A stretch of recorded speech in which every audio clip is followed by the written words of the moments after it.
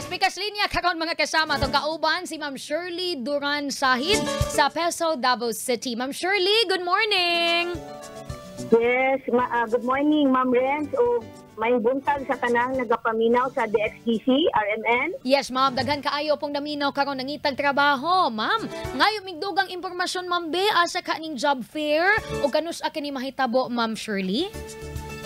Yes, sa makausap, may buntag. Karong maabot na Biyernes, September 8, 2023, alas 7, hangtod alas 4 sa hapon, aduna tayo pagkahimuon na job fair in coordination with the Department of Migrant Workers, TESDA, DOLE, OWA, DSWD, PNP ug ato ang mga partners na mga agencies. Kani pagkahimuon yang job fair sa NCCC Mall sa Buhangin na branch sa NCCC. Yes, ma'am. Aun sa ganito oras, ma'am, magsugod? As early as alas 7 sa buntagon, magpasulod na may para sa registration. Ug mahuman kami og alas 4 sa hapon. Ayan. Ma'am, nay mga naminaw karon nga ato ang mga suking tigpaminaw, la mga silingan ng itang trabaho. Unsa day sagad mga trabaho ang itandiag diha nga job fair, ma'am? Sa karon namo na job fair, sa moabutay namo na job fair, aduna tay 3,62 na local jobs na gihanyag karon. So ang mga top na po na mga industry is makausab gyapon kani ato ang BPO, sa sales o marketing, hospitality, logistics o mga manufacturing nato na industry. Sa kuan man pod, ma'am, sa overseas, aduna tay 2,300 ka trabaho. So, top nato na mga job vacancy ani, ma'am, kay mga healthcare professionals nato, mga cleaners, mga sales, salon worker, construction worker, hotel worker o teachers. Ayan, ubay-ubay, ma'am, kapin 3,000 no ka mga trabaho sarog yon. Wa gyud makita karon ang ato mga kauban nga nangita og trabaho ni Ana Nogi. Hungit na gyud sa LGU Davao ang job fair. Ma'am, sa inyong obserbasyon diya sa Peso Davao, Ma'am Shirley, no, unsa nga klase ka sa mga applicant ang sagad madawat sa trabaho na by bearing ang physical appearance, the way mo storya o uban pa, ma'am, sa inyong obserbasyon diya, ma'am? Sa karon manggod ang ato ang mga partners na agency gadawat na sila og atong mga K-12 graduate. Wow. Oo. Pero sa makausab ang ato ang yung mga naay mga experience gyud ang mula hutay gyud na makakuha og kanang trabaho dayon. Katong nanay mga experience. Pero ma'am, katong sama sa imong giingon, pwede na mo apply katong nag-graduate no ni adtong K-12. Yes, ma'am. Gina-encourage na gid nato ato mga K-12 graduates, ma'am, na mag-apply kay para makabalo sila kung unsa ang kanang proseso sa pag-interview sa isa kung manrabaho sila.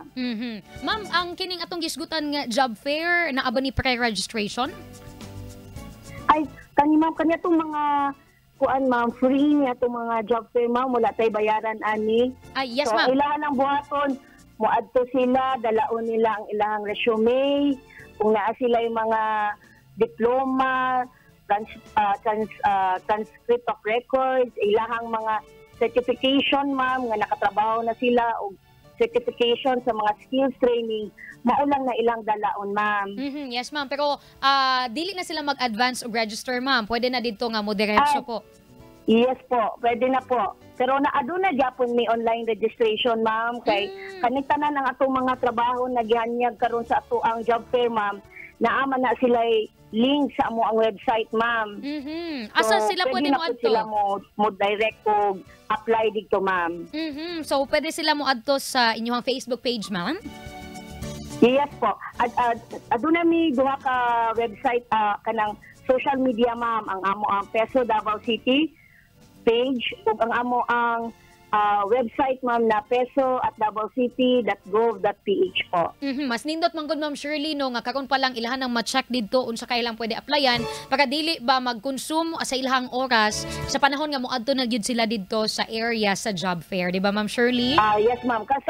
sa karon ma'am na post na namo ma'am ang amo ang kuan ma'am, ang amo ang mga partner na employers nga musalmot ani amo ang job fair po. Again ma'am, ang job fair is on Is September on September 8, alas 7 September sa buntag hangtod alas 4 sa hapon. Ug ma'am, kung pwede ba po nako ma-advance o inform ang atong tao ma'am sa amo ang mga job fair pa ma'am? Yes ma'am, go ahead ma'am. Wag yun ay problema ma'am. Okay. Sige ma'am. Sa moabotay na pod ma'am na September 13, adun na pod may job fair kung servisyo karaban ma'am together with OWA. Sa September 15, adun na may pagkahimuon pod na job fair in coordination with Marina. And September 23, adun na po may job fair pagkahimuon in coordination with the Office of the Congressman Nograles, ma'am, no? Sa mall po ni sila ikuan, ma'am, amo ang job fair sa SM. Yes, ma'am. So, mo to ang for the month of September ang kining nakaschedule nga job fair po. Yes, ma'am. Ayan. So, ugma na ba nining adlaw, ma'am, September 8. So, kini ang unahon, no, sa to ang mga nangitag trabaho diha. Avail na mo mga kasama, kining gilusad o ilusad nga job fair sa LGU Davao. Any announcement from the Peso Davao office, Ma'am Shirley? Sa tanan na minaw, ginahangyo ta mo na i-like ang amo ang Peso Davao City Facebook ug ang amo ang website na Davao Peso at DavaoCity.gov.ph kay aduna mi mga updates na ginabutang sa amo ang mga aktibidades sa Peso Davao City. Ayan, noted to tanan, Ma'am Shirley. Salamat kaayo, ma'am. Unya, kita-kits, ma'am, diha sa area no ugma pohon sa job fair po. Thank you and good morning. Daghang salamat po, Ma'am Renz. Daghang salamat ug man buntag sa tanan.